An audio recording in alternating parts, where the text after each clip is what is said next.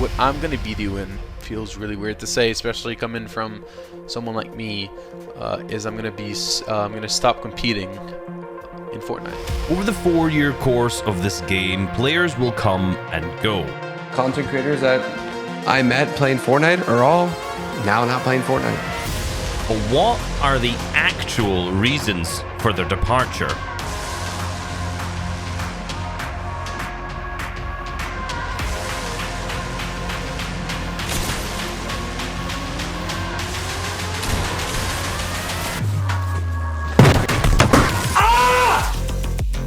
They suck. Nah, it's not that simple. There are multiple factors that go into why players, and in particular pro players, no longer want to actually play the game and move on to something else. Let's start with one that a lot of people don't consider when they talk about this discussion, which is age. No, I don't mean if they're too old. I'm 28 and absolutely punishing these kids, but that's not the point. A lot of players got into playing the game when they were in their early teens, even underneath that, 12, 13, 14. And now the game has been out for 4 years, which means that as they have grown up, their interests definitely change over time, and everyone's not always as focused on video games. A lot of people change their lifestyle up to focus more on education, where they spend more time doing this and less time gaming. And certainly a lot of pros have quit Fortnite in particular because they move on to university and just can't dedicate playing 8 hours a day on a video game at the same time. Maybe they would dedicate that time if they're still making hundreds of thousands of dollars, but we'll come back to that later on. Let's be real, once you hit a certain age, 17 to 18, life starts to get pretty good. And a lot of times that clashes with playing 8 to 12 hours of Fortnite a day to become the best player that you possibly can. So a lot of people, they got some different priorities. And I ain't judging, hey. Interest in the game will always be a huge factor. When you're changing from your low teens to your higher age teens, that transitional period is definitely a time where your interests change a ton in life. So a lot of people do just lose priorities over grinding Fortnite 8 to 12 hours a day. And as we know, the majority of the players who are the best of the best right now are putting in an incredible amount of work on a daily basis to make sure that they are not dethroned from that position. And if you're not doing the exact same thing, it's very, very difficult for players to keep up to that kind of standard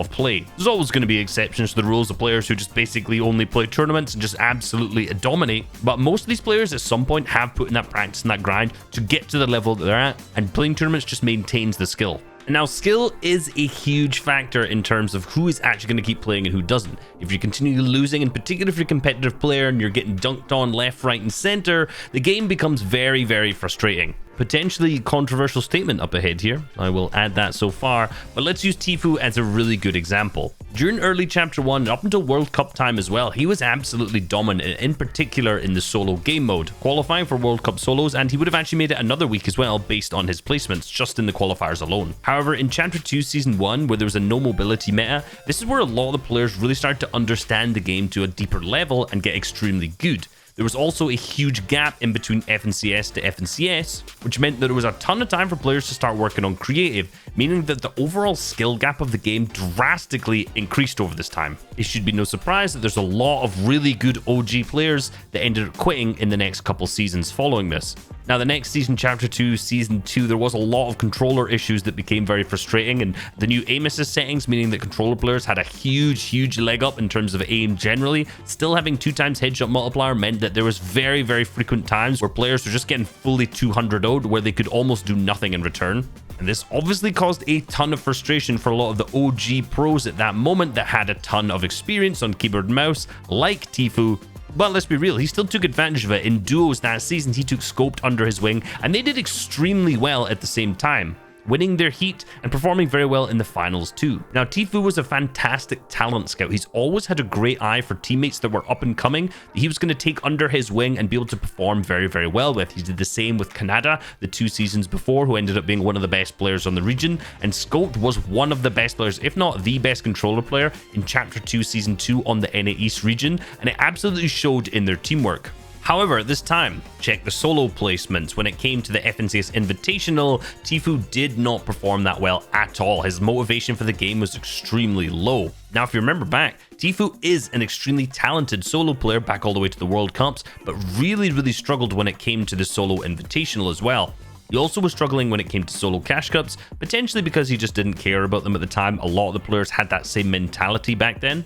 So I am just speculating then, but his solo placements towards the end of his playtime just really were not that good at all. And you can see it behind mechanically as well. His mechanics were very far behind at the time, but obviously his aim and his understanding of the game was top tier.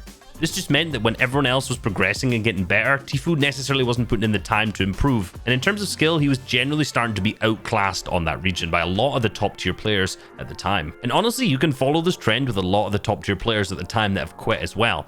You see that they were grinding, enjoying the game, getting better and better. They started to get to near top tier placements, and then either they didn't enjoy the game or they just didn't put the time in at all. And then you start to see a slow dip in the placements over time. This then demotivates them even more. They put in less time to grind, they become more frustrated with the game, and eventually end up just fully quitting. I'm obviously not saying that every single player that's ever quit that's a pro falls into this category. There is a plethora of different reasons for players to stop playing the game. Different interests in things like Valorant, life circumstances, mental health, general priorities, education, they've got work, they've grown up. There's so many different factors to why people just no longer want to play. Due to this, since Fortnite is an open competition, we continually see the rise of new up-and-coming players season after season. Until Chapter 2 Season 2, not that many players had heard of Tayson, of Noah Rayleigh, of Janice, despite the fact a lot of these players were very, very talented even before this. It's always tough to see some of our favorite players quit the game and no longer be a part of the scene, but there's always going to be those new grinders, the up-and-comers who put in the time and take in their slots in the scene. Hey, if you suck and don't want to quit, buy my masterclass because you will suck mildly less and it's only £20. Hope you guys enjoyed this video and learned a lot. Peace.